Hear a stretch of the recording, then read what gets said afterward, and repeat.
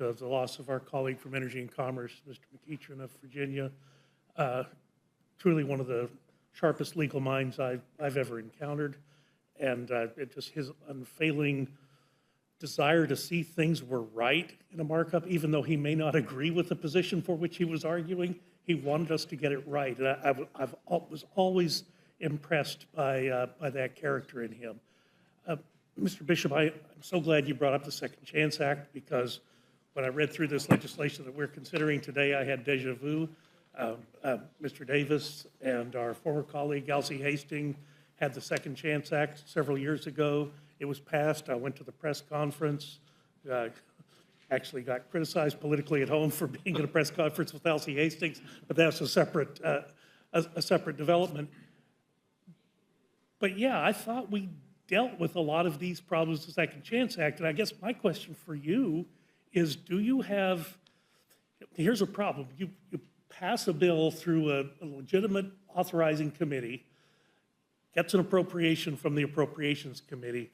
What kind of oversight then is continued into the agency, in this case the Department of Justice, to see that these grants actually are awarded and that they make a meaningful impact? The old phrase, a difference in order to be a difference has to make a difference, kind of comes to mind.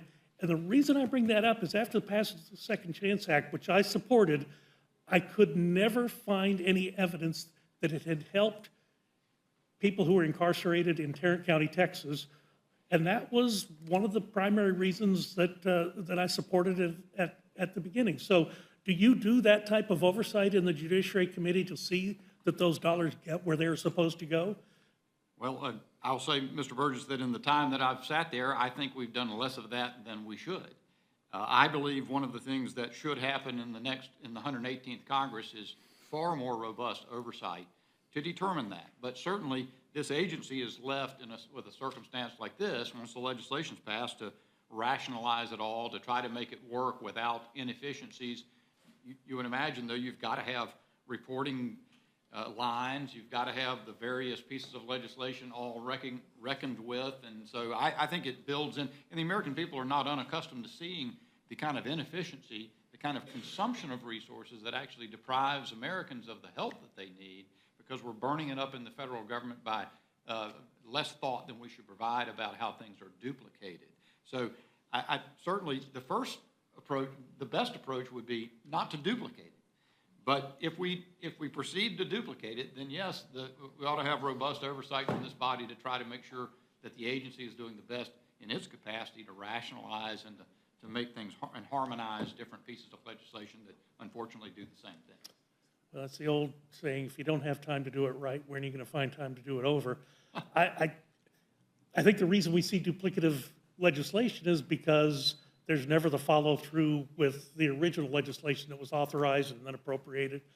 And look, we're kind of at a unique time in the economy when there are more jobs than people available to fill the jobs. And this should be a time, in my opinion, where we make a real strong effort to get people who have somehow been left off the ladders of success. Here's a way in. And that's what we should be opening up. Look, I'll support this bill when it comes to the floor. I've supported it. Is my frustration as we keep doing the same things over and over again, and we're not really helping people, and that's a waste of the taxpayer dollar. Thank you, Mr. Chairman, for your indulgence. Chairman, I'll yield back. Can I just respond briefly? Yes, please. Yeah. Thank you, Dr. Burgess. Certainly, I think you have highlighted what may be a misconstruing of one stop. One stop goes on the angle of ensuring the access of the individuals. First step, obviously I was on Judiciary, supported that extensively, worked with our good friend as he worked in a bipartisan manner, along with other members who are not in Congress at this point. But in any event, and of course, Second Chance, Danny Davis is in the room. We have embraced his efforts for decades, the work that he's done. This specifically is geared to the consumer, to let the consumer, because that's really the problem. The problem is that person who is out, has benefited from First Step, may come out as a welder. This effort would be a widespread effort. It would go beyond the great work in Tulsa, beyond the great work in Pennsylvania, and let this be an opportunity for all to have one stop, to know where to go, to have it community-based, to be in urban and rural villages and hamlets, and so it would direct itself more to the individual. And I think I think what you will see is that there will be a benefit when those services are close to the consumer, and to make it better. And I yield back. Thank you so very Well, much. as I would just add,